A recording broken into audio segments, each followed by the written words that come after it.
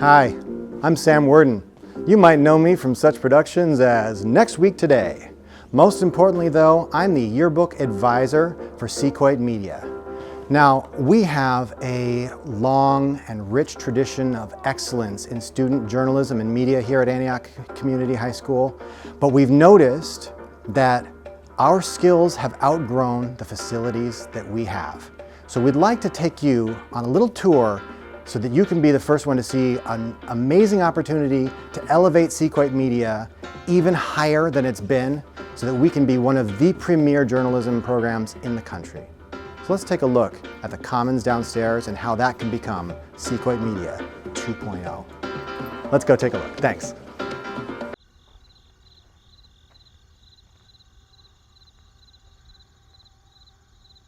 Hello, I'm RJ de Guzman. I'm the photo director of the TomTom staff for the 2025 year. Some problems we have in our media lab is, one, it is very, very small around here. The ceilings are too short. We can't have like big backdrops. Hi, I'm Maya Ryan. I am editor-in-chief of this year's TomTom staff. I believe that upgrading our studios and our media rooms is really important, especially because we're a nationally recognized media program and we have a nationally recognized magazines, a nationally recognized website. And to keep improving that and to commit to our full potential, it's important that we have what we need. Hi, I'm Kirsten Hammond. I'm also a photo director this year for this TomTom staff. I think getting this new media lab will help us enhance our program even more and get more nationally level awards. Because right now, we're in a converted classroom space, and I think we need to get in a space for our own, so then that way we feel like we can go to our full potential and also just get us like even better than where we're at right now.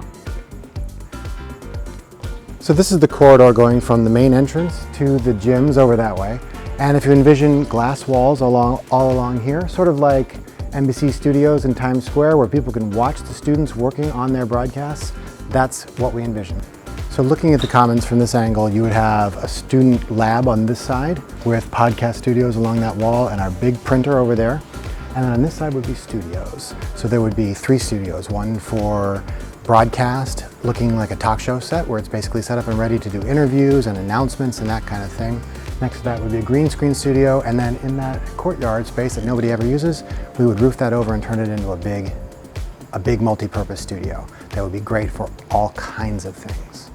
So this area where there used to be food service would be turned into storage for cameras, lights, backdrops, props, all that kind of stuff. And that would be behind the smaller studios for broadcast here and then green screen over there. Otherwise, the area would be split mostly in half with a teacher monitoring station and a conference table over there. The 2 sections will be separated by glass walls, or at least big windows, so that if a teacher's on one side, they can still glance over and see what the students on the other side are doing. If they're shooting video while some are editing, we can all do that and see the whole area that we're working in at all times, which should be great. And we can also have at a teacher desk for the major studio over there, which might be a little harder to see, a couple of cameras that can just show us what's going on in the studio at any time, which would be a wonderful thing. This courtyard is really nice, but I don't think I've ever seen a student in it. And I don't think it's really being used to its full potential. So what we envision is put a roof over here nice and high so that we can hang backdrops high from the ceiling and do large group shoots and more elaborate photo shoots. With our small ceilings, it's hard for us to get the perfect lighting for our photos. The key things that a studio needs is you need lots of space so that you can separate your subject from the background and get your camera back to compress and focus on what you need to. And you need high ceilings so that you can angle your lights the way you want and you can have the top of your backdrop well outside of the frame of your photo so that when you shoot with a backdrop, it's a seamless thing. You don't see ugly rolls at the top. Like all the media days we do, we have to go down to the gym, we have to bring all the equipment, we have to roll it along, go on the elevator, and it's just a big process. It only holds maybe 3 people at max, and once you get more than that, you just start getting like part of the wall in the photos, and it's just very strenuous to have to go through and use like blend and stuff to extend the backdrop.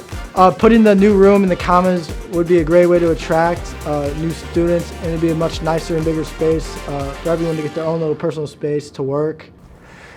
Now, by maintaining the walkway straight through here to the auditorium, we keep all the regular traffic patterns that students are used to fully functional and operational, just like the Death Star. And kids can walk by that way, and they can walk through this way, and at all times they can see students working like professional media journalists. We already have a great program.